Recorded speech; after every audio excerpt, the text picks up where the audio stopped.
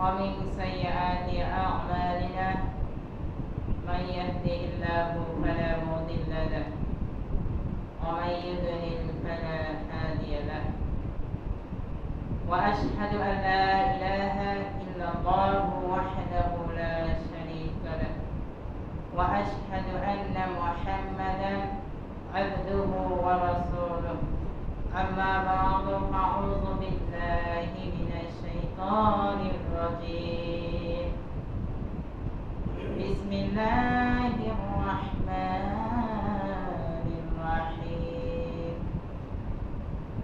قد أفلح المؤمنون الذين هم في صلاتهم خاشعون والذين هم عن اللغو معرضون والذين هم للزكاة فاعلون والذين هم لفروجهم حافظون عن أبي هريرة رضي الله عنه قال قال رسول الله صلى الله عليه وسلم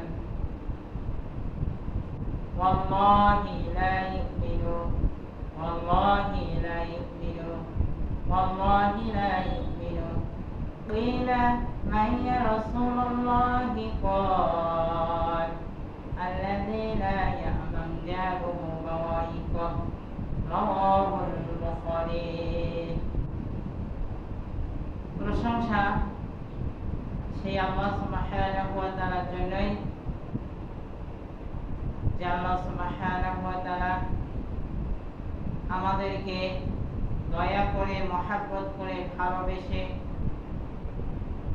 পবিত্র জুম্মার সালাত পড়ার উদ্দেশ্যে জুম্মার খুতবায় আমাকে কিছু বলার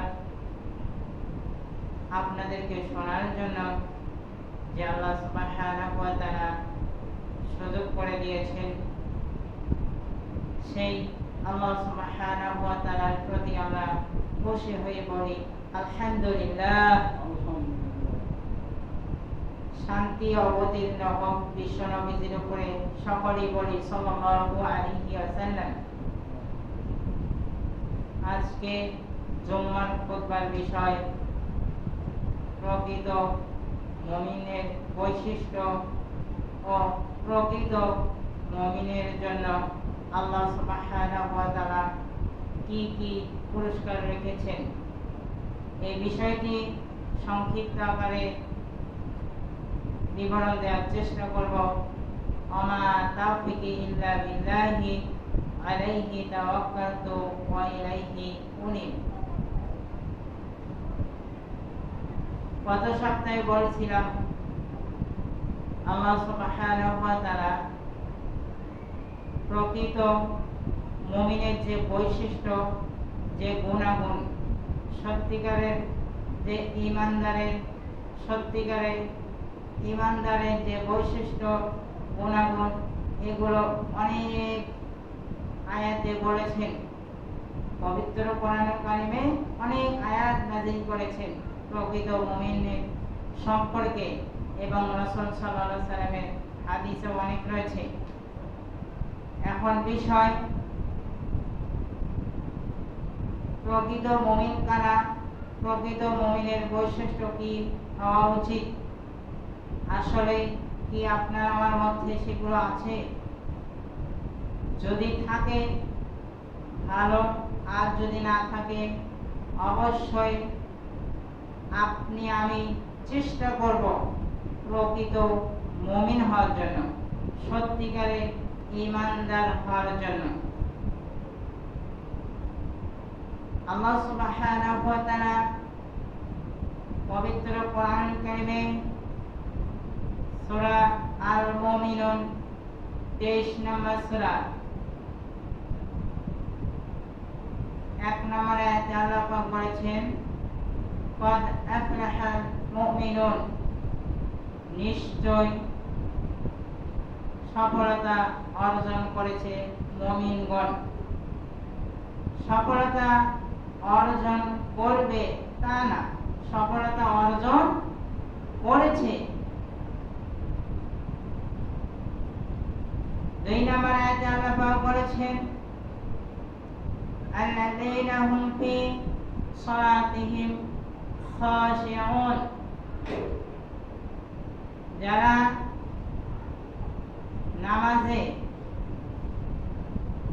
খুশুর সঙ্গে আদায় করে, বিনয়ের সঙ্গে আদায় করে, তারা হচ্ছে সত্যিকারের ঈমানদার। সত্যিকারের ঈমানদারের একটি বৈশিষ্ট্য, যখন নামাজে দাঁড়ায় তখন সুন্দরভাবে নামাজ পড়ে, খুশুর সঙ্গে পড়ে, ইহসানের সঙ্গে পড়ে। ইহসান মানে বুখারী শরীফের 50 নম্বর হাদিস, বিখ্যাত হাদিস। আবু হুরায়রা রাদিয়াল্লাহু আনহু বলেন,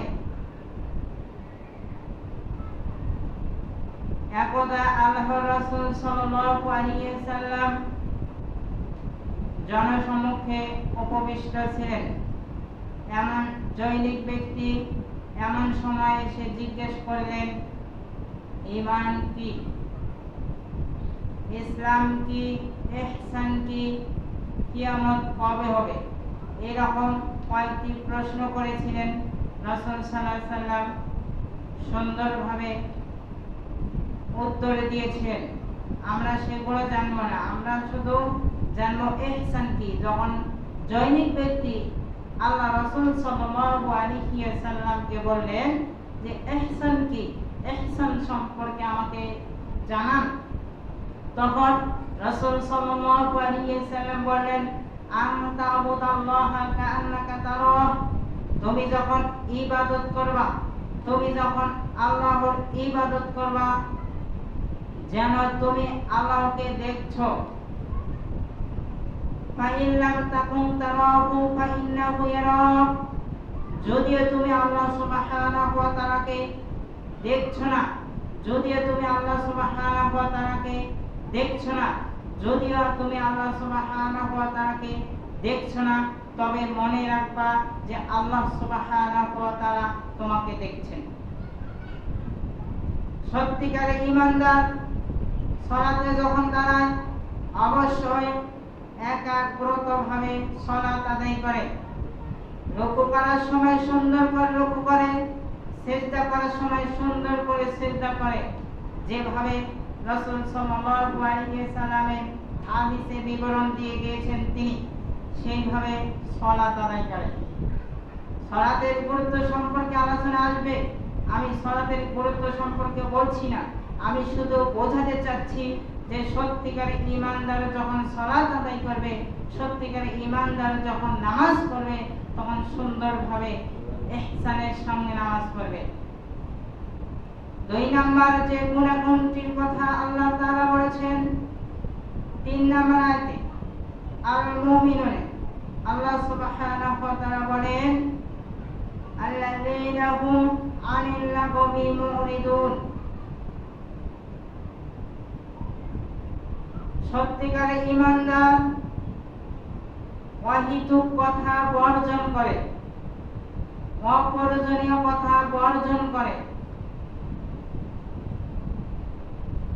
রিয়াদুস সালিহিন হাদিস নং 1519, وعن أبي هريرة رضي الله عنه قال, আবু হুরায়রা রাদিয়াল্লাহু আনহু থেকে বর্ণিত, তিনি বলেন, আলী নবী সাল্লাল্লাহু আলাইহি ওয়াসাল্লাম, নবী করিম সাল্লাল্লাহু আলাইহি ওয়াসাল্লাম বলেছেন, মান কানা ইউমিনু বিল্লাহি ওয়াল ইয়াউমিল আখির ফালিয়াকুন খায়রান, যে ব্যক্তি কোনো কথা বলতে চায়, যদি কোনো ব্যক্তি কথা বলতে চায়, রাসূল সাল্লাল্লাহু আলাইহি ওয়াসাল্লামের নির্দেশ, রাসূল সাল্লাল্লাহু আলাইহি ওয়াসাল্লামের আদেশ, সে যেন ভালো কথা বলে, সুন্দর কথা বলে, উত্তম কথা বলে, আউলিয়াসমত, নচেত চুপ থাকে, নচেত চুপ থাকে। তাহলে আমরা পেলাম সত্যিকারের ঈমানদার যখন কথা বলবে, সুন্দর কথা বলবে, সুন্দর কথা বলবে। এবং শুধু তাই নয়, আল্লাহ সুবহানাহু ওয়া তাআলা সূরা বনী ইসরাঈলে জানিয়ে দিয়েছেন 17 নম্বর সূরা 36 নম্বর আয়াত, ওয়ালা তাকফু মা লাইসা লাকা বিহি ইলম। তোমাদের যে বিষয় জ্ঞান নেই, তোমরা যে বিষয় নিশ্চিত নয়, সেই বিষয়টির পিছনে তোমরা পড়ো না, সেই বিষয়টির পিছনে তোমরা লাগো না। ইন্নাস সামআ ওয়াল আবসারা ওয়াল ফুআদা কুল্লু কানা আনহু মাসউলা। জেনে রেখো, মনে রেখো, কান, চোখ, অন্তঃকরণ, তোমাদের এই অঙ্গ প্রত্যঙ্গগুলোর কাল কিয়ামতের দিন জিজ্ঞাসিত করা হবে। মুমিন বান্দা, সত্যিকারের ঈমানদার বান্দা যখন কথা বলবে অবশ্যই ভেবে চিন্তে কথা বলবে, অবশ্যই সুন্দর কথা বলবে।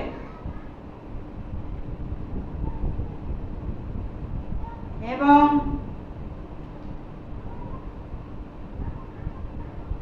আল্লাহ রাসূল সাল্লাল্লাহু আলাইহি সাল্লাম আরো বলেছেন, যে হাদিসটি আপনাদের সামনে তেলাওয়াত করেছি,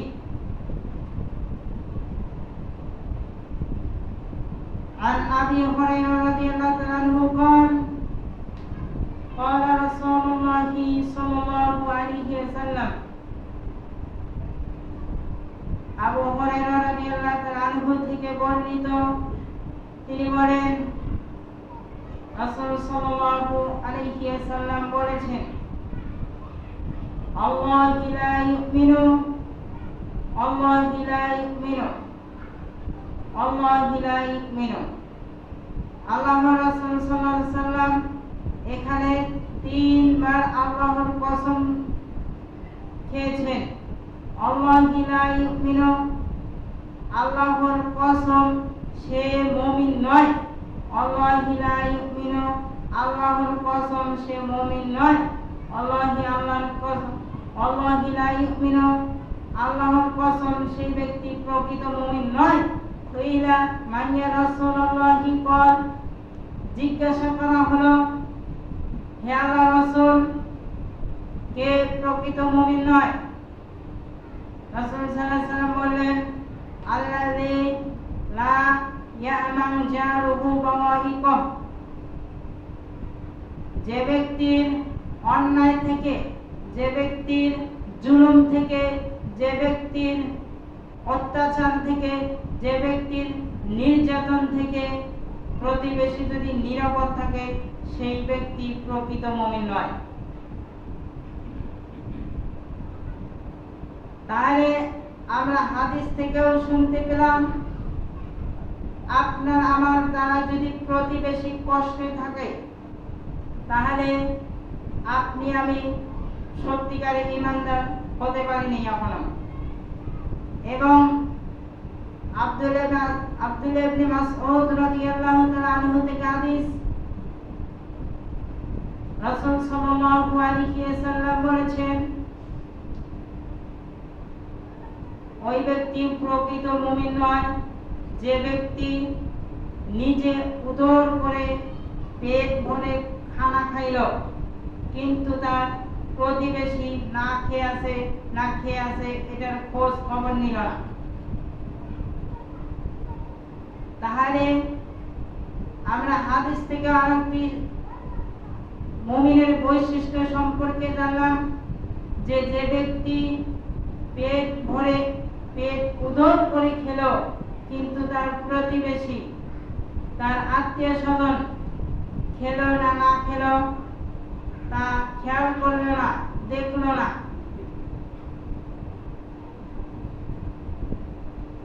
কোরআনুল কারীমে আবার আমরা প্রবেশ করি। আল্লাহ সুবহানাহু ওয়া তাআলা সূরা আল মুমিনের 4 নম্বর আয়াতে জানিয়ে দিচ্ছেন, আল্লাযীনা হুম লিয-যাকাতি ফাঈলুন, যারা সত্যিকারের ঈমানদার তারা তাদের উপরে যখন যাকাত ফরজ হয় তারা যাকাত আদায় করে।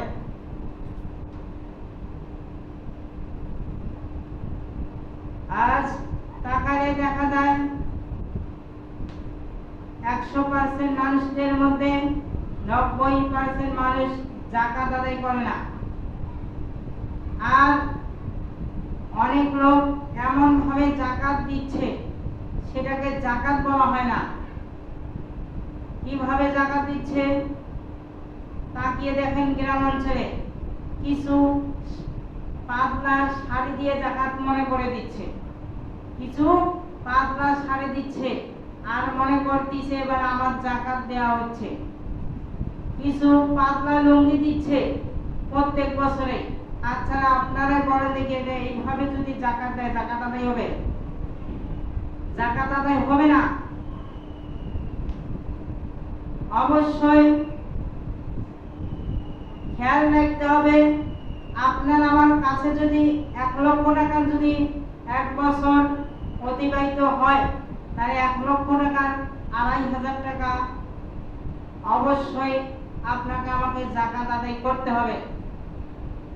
আর মানুষের উন্নতি ওই যে আপনার একটা লুঙ্গি আমার একটা লুঙ্গি দিয়ে কখনো হবে না। যাকাত একটা এমন একটা ইসলামের স্তম্ভ, যাকাত একবার যাকে দিবেন দ্বিতীয়বার যেন তাকে যাকাত দেওয়া না লাগে, এমন মানুষকে দিবেন যে তার কর্ম নাই, যার কর্ম নেই তার একটা কর্মস্থানের ব্যবস্থা করে দিবেন, একটা রিক্সা কিনে দিবেন অথবা একটা ব্যবসা ধরিয়ে দিবেন, ও যেন আর কারো কাছে হাত না পাতে।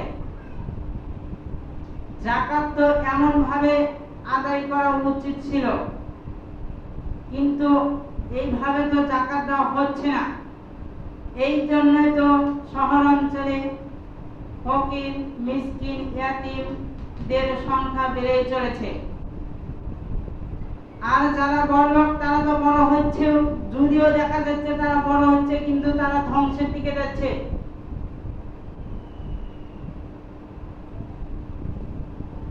যদিও বাহ্যিকভাবে দেখা যাচ্ছে যে তারা 5 তলার মালিক হচ্ছে যাকাত না দিয়ে, কিন্তু প্রকৃতভাবে সে বড় হচ্ছে না, ধ্বংসের দিকে যাচ্ছে। আর যারা গরিব তারা গরিব হচ্ছে। যাকাতের এই বিষয়টি অনেক সেনসিটিভ। অবশ্যই যারা প্রকৃত মুমিন দাবি করবে, যারা সত্যিকারের ঈমানদার, তারা যাকাত দিবে সুন্দরভাবে।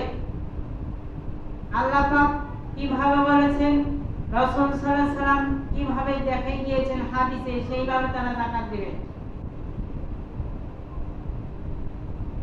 যাকাতের বিষয়টা সেনসিটিভ। যাকাত শুধু টাকা পয়সার উপরে নয়, যাকাত স্বর্ণের উপরে, স্বর্ণের উপরে যাকাত খরচ হয়, রূপার উপরে যাকাত খরচ হয়, নগদ টাকা পয়সার উপরে যাকাত খরচ হয়, ব্যবসার মালামালের উপর যাকাত খরচ হয়,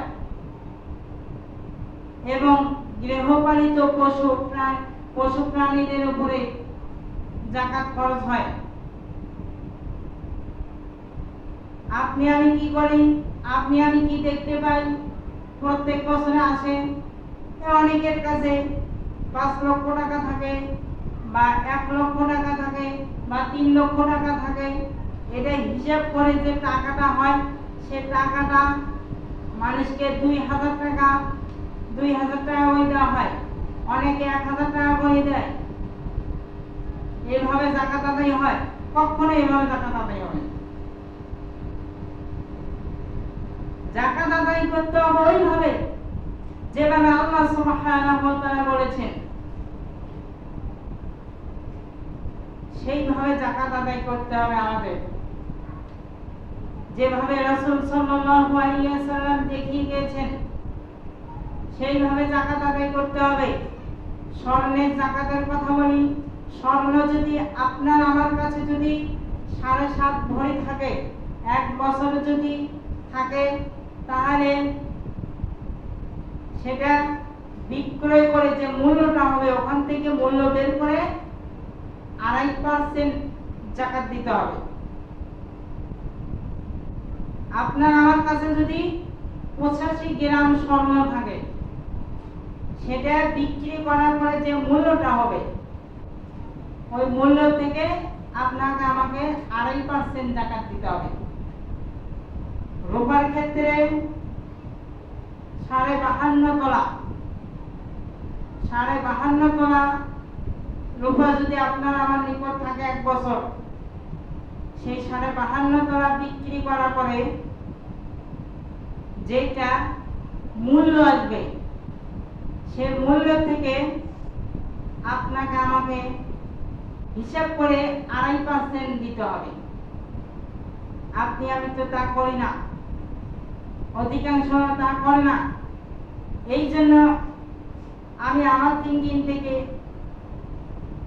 দেখেছি বা পেয়েছি যে আল্লাহ সুবহানাহু ওয়া তাআলা ওই যে কিছু কিছু টাকাওয়ালাকে যারা যাকাত দেয় না, এমন রোগ দেয় একবারে বাড়ি ঘর দুয়ার জমি জমি সব বিক্রি করেও তার হয়তো পরিবারের সদস্যর মধ্যে বাবা হোক মা হোক মানে এমন রোগ দেয় সে রোগটাও নিরাময় হয় না, অবশেষে মৃত্যু হয়।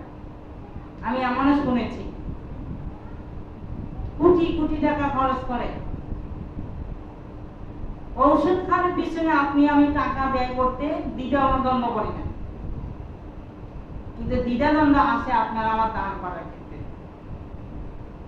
সংকীর্ণ সৃষ্টি হয় আপনার আমার দান করার ক্ষেত্রে, সংকীর্ণ সৃষ্টি হয় যাকাত দেওয়ার ক্ষেত্রে, সংকীর্ণ সৃষ্টি হয় আপনার আমার হৃদয় মানুষকে খাওয়াতে। এগুলো হচ্ছে সচরাচর, এগুলো হয়ে চলেছে। এই জন্যই তো মানুষ ধ্বংসের দিকে যাচ্ছে। মানুষকে শয়তান দিন থেকে সরিয়ে নিচ্ছে।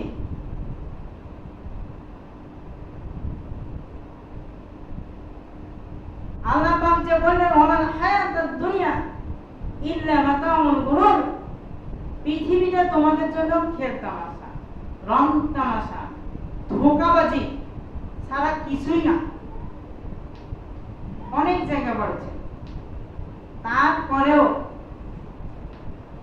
আপনি আমি দুনিয়াতে টিকে থাকার জন্য, দুনিয়াতে টিকে থাকার জন্য যা করা লাগে, যা করা লাগে তাই করি। এখন হারাম খাচ্ছি না হালাল খাচ্ছি সেগুলো বাদ বিচার করি না। এখন আমার দ্বারা একজন কষ্ট পেল, এখন একজন আমার দ্বারা জুলুমের শিকার হলো, এগুলো দিকে খেয়াল নেই। একজন আমার দ্বারা কষ্ট পেল, ওই কষ্ট পাওয়ার কারণে আপনাকে আমাকে অভিশাপ দিল, সেইটা আপনি আমি চিন্তা করি। বলছিলাম এর আগে যে আল্লাহ রাসূল সাল্লাল্লাহু আলাইহি ওয়াসাল্লাম সাবধান করে দিয়েছেন মানুষের অভিশাপ থেকে বেঁচে থাকো। যদিও সে কাফের হয়, বেঈমান হয়, নাস্তিক হয়, মানুষের অভিশাপটা খুব খারাপ। স্যাক্রিফাইস করবেন বেশি করে, তারে অভিশাপ কমেন, মানুষকে ছাড় দিবেন বেশি করে, তাহলে অভিশাপ কমে।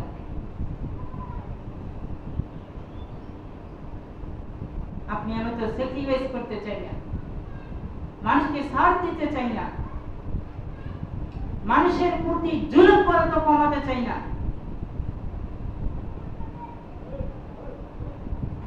তাকান আপনি প্রত্যেকটা সমাজের ভিতরে যেভাবে জুলুম অত্যাচার করতেছে টাকাওয়ালারা, প্রত্যেকটা সমাজে রয়েছে কম বেশি। না থাকলে তো আর বললাম না হয়। অথচ আল্লাহ নবী সাল্লাল্লাহু আলাইহি সাল্লাম বলছেন, তিনবার আল্লাহর কসম খেয়েছেন, তিনবার, ওয়াল্লাহি লা ইউমিনু, সেই ব্যক্তি, সেই আল্লাহর শপথ, আল্লাহর কসম, সেই ব্যক্তি প্রকৃত মুমিন নয়। ওয়াল্লাহি লা ইউমিনু, আল্লাহর কসম, সে মুমিন নয়।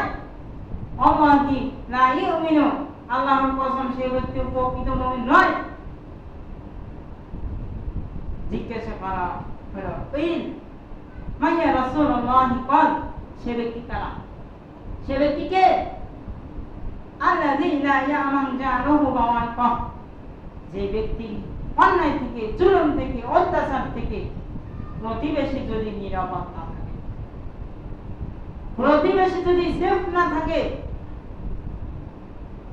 সেই ব্যক্তি প্রকৃত মুমিন নয়। তাহলে আপনি আমি আপনার আমার নিজের সঙ্গে বুঝবো যে আল্লাহ সুবহানাহু ওয়া তাআলা যে প্রকৃত মুমিনদের যে বৈশিষ্ট্য রেখেছেন, আসলে আপনার আমার ভিতরে আছে কিনা, এগুলো আপনি আমি নিজেই বুঝবো।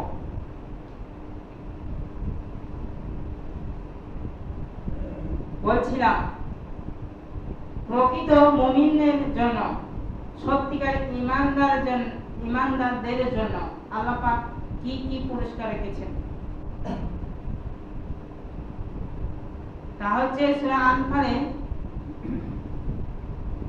4 নম্বর আয়াতে আল্লাহ পাক বলেছেন, উলাইকা হুমুল মুমিনুনা হাক্কা, এরাই হচ্ছে সত্যিকারের ঈমানদার।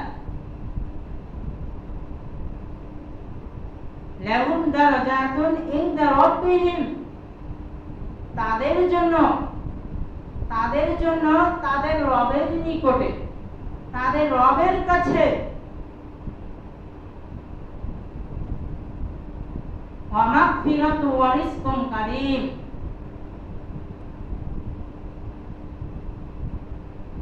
উচ্চ মর্যাদা,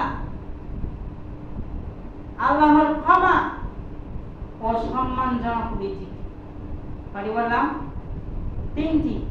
এই আয়াতে আল্লাহ পাক সত্যিকারের ঈমানদারদের জন্য তিনটি পুরস্কার রেখেছেন। 1 নম্বর হচ্ছে উচ্চ মর্যাদা, 2 নম্বর হচ্ছে আল্লাহর ক্ষমা।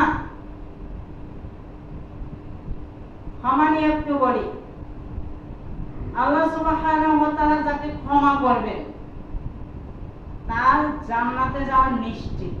সুবহানাল্লাহ। আল্লাহ যাকে ক্ষমা করবেন তার জান্নাতে যাওয়া নিশ্চিত, জান্নাতে যেতে আর কোনো বাধা নেই। উচ্চ মর্যাদা সকলেই আমরা চাই।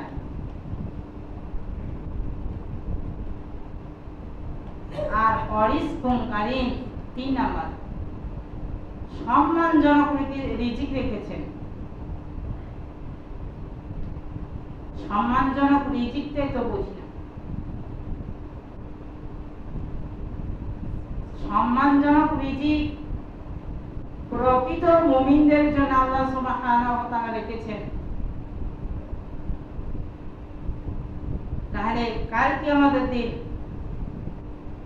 যারা সত্যিকারে ঈমানদার হয়ে যেতে পারবে, প্রকৃত মুমিনের যে গুণাগুণ রয়েছে সে গুণাগুণ অর্জন করে মৃত্যুবরণ করতে পারবে, আল্লাহ সুবহানাহু ওয়া তাআলার ওয়াদা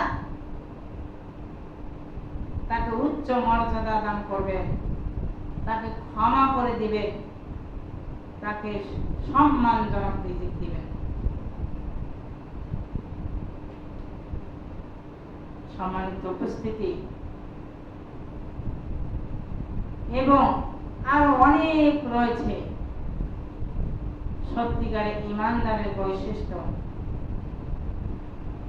ওয়াল্লাযীনা হুম লিফুরুজিহিম হাফিজিন, এটাও একটা সত্যিকারের ঈমানদারের গুণাগুণ যে সত্যিকারের ঈমানদার প্রকৃত মুমিন তার লজ্জা স্থানকে হেফাজত করবে, তার লজ্জা স্থানকে হেফাজত করবে, যেখানে সেখানে ব্যয় করবে না।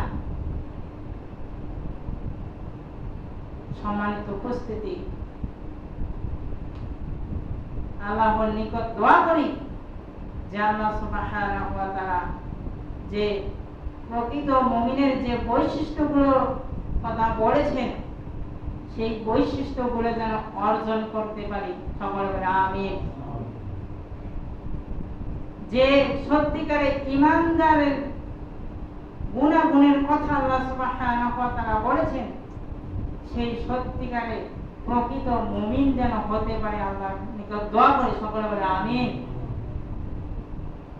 এবং মৃত্যুর সময় যেন ঈমান নিয়ে যেতে পারে, বলে আমিন।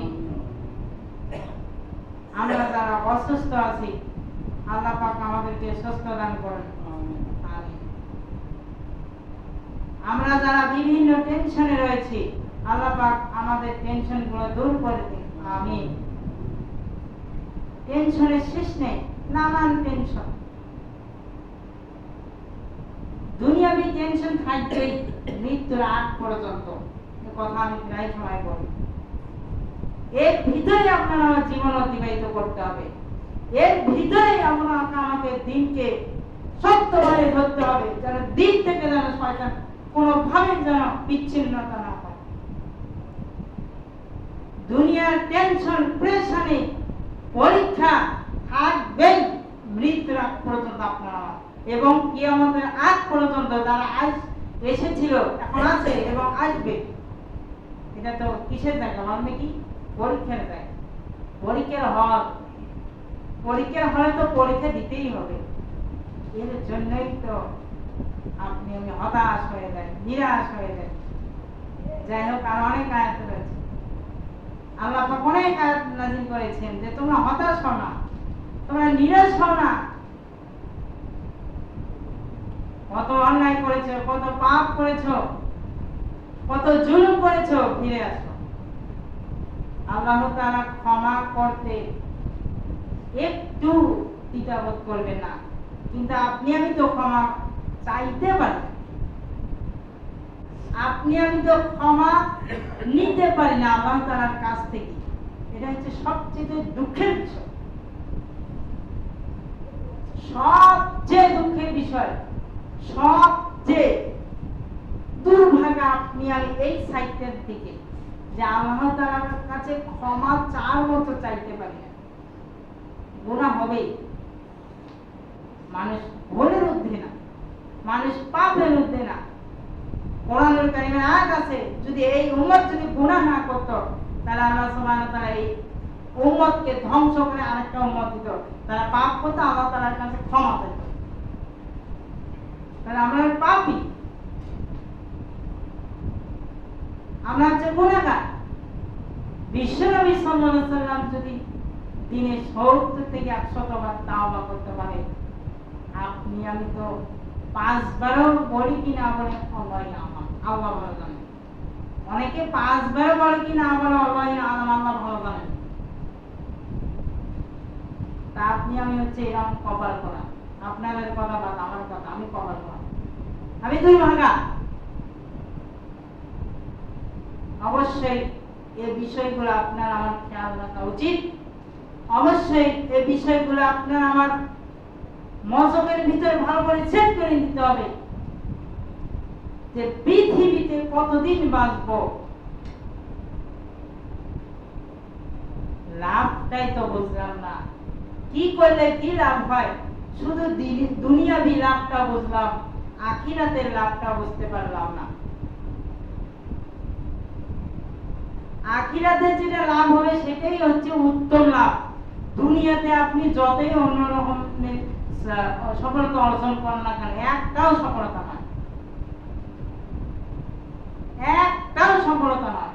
হয়তো দুনিয়া দেবী যেগুলো সফলতা আছে, দুনিয়া একটু ভালো খাইতে পারবেন, ভালো থাকতে পারবেন, সম্মানের সাথে আল্লাহ পাক চালাবেন। সম্মান কার হাতে? আল্লাহর হাতে। অসম্মান কার হাতে? আল্লাহর হাতে। সূরা আল ইমরানের 26 নম্বর আয়াতে আল্লাহ পাক বলে দিয়েছে, সম্মান দেওয়ার মালিক আল্লাহ, অসম্মান করার মালিক আল্লাহ। দেশের প্রধান যিনি রয়েছেন উনি কি অসম্মান হন না?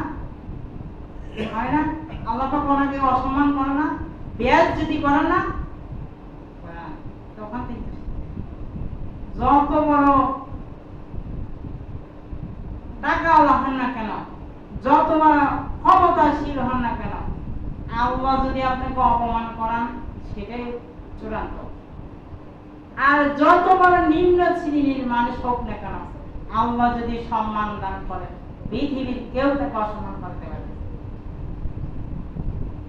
সমস্ত ক্ষমতার মালিক আল্লাহ সুবহানাহু ওয়া তাআলা, সমস্ত ক্ষমতার মালিক হচ্ছে আল্লাহ সুবহানাহু ওয়া তাআলা। এই জন্য আল্লাহর নিকট ফিরে আসতে হবে। কেউ আপনার আমার আপন নয়, কেউ আপনার আমার আপন নয়। মাঝখানে একটা অনলাইনে ভিডিও অনেকভাবে ভাইরাল হয়েছিল। সেই ভিডিওটা হচ্ছে বাবা মারা গিয়েছিল, হয়তো সম্ভবত ছেলে মেয়েকে জায়গা জমি ভাগ করে দেওয়া হয়নি, অনেকে দেখছেন মনে হয়। সেই জায়গা জমি না ভাগ করে দেওয়ার কারণে সে বাবার লাশটি দাফন করতে দেয়নি ছেলে মেয়েরা। বেশ কয়েকদিন, এক সপ্তাহ নেই, 3-4 দিন এরা আমি শুনছিলাম, দেখছিলাম। তাহলে দেখেন, বাবার লাশ ছেলে মেয়ে দাফন করতে দিতেছে না, জায়গা জমি ভাগ না করা দেওয়া পর্যন্ত। ওখান থেকেও তো শিক্ষা। এই জন্য আপনার আমার মৃত্যুর আগে অবশ্যই জায়গা জমি যতটুকু আছে, ছেলেকে যতটুকু দেওয়া দরকার, মেয়েকে যতটুকু দেওয়া দরকার, এই বিষয়গুলো আমাদের খেয়াল রাখা উচিত। ভাগ বন্টন করেই পয়সা করে দিতে হবে। তা না সাথে আপনি আমি যদি ওগুলো ভাগ না করে দেই, তাহলে অবশ্যই দ্বন্দ্ব লাগবেই, লাগবেই তো লাগবেই। হ্যাঁ, আল্লাহর বান্দা অনেক আছে, যাই হোক আমার বোনটাই সব নেই, বা অনেক বোন রয়েছে, হোক আমার ভাইটা সব নেই, এগুলো সামনে রাখা। কিন্তু এই স্বার্থপর দুনিয়ায় এই সমস্ত মানুষ খুঁজে পাওয়া মুশকিল। বুঝতে পেরেছেন? যদি তাই না হতো তাহলে বাবার লাশ 5 দিন 6 দিন দাফন করতে দেয়নি। ছেলে মেয়ে, কি ছেলে রেখে গেলাম আর কি ছেলে মেয়ে রেখে গেলাম, শিক্ষা। সম্মানিত উপস্থিতি, আলোচনা অনেক দিক দিতে হলো। যতটুকু কথা বললাম, আল্লাহ পাক আমাদেরকে আমল করার তৌফিক দান করুন। কবরে যারা রয়েছে, কোন হালাতে আছে, কি অবস্থায় আছে, আল্লাহ ভালো জানেন। যে সমস্ত কবরে আযাব হচ্ছে, আযাবের ফেরেশতা ওঠেনি, আল্লাহ পাক রহমতের ফেরেশতা নাযিল করেন। আমিন। আমাদের আত্মীয় স্বজনদের মধ্যে যারা কবরে শুয়ে রয়েছে, আল্লাহ পাক তাদেরকে ক্ষমা করুন। আমিন। সুবহানাল্লাহি ওয়া বিহামদিহি, আশহাদু আল্লা ইলাহা ইল্লা আনতা, আস্তাগফিরুকা ওয়া আতুবু ইলাইক।